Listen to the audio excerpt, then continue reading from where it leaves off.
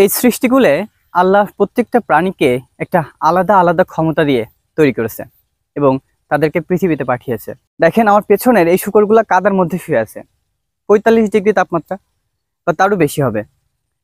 এই অবস্থাতেও কাদা এদের অসহ্য লাগছে না। কাদাতে শুয়ে আছে বিধায় ঠান্ডা অনুভব করছে, ভালো লাগছে তাদের। দেখেন মানুষ কিন্তু এভাবে কাদার মধ্যে শুতে পারে না। মানুষের প্রয়োজন পড়ে উন্নত জীবন, হয়তো এসি প্রয়োজন, ফ্যান প্রয়োজন, হাত পাখা প্রয়োজন। আবার সিংহ, হায়েনা, গরু, ছাগল তাদেরও আলাদা আলাদা ধর্ম আছে।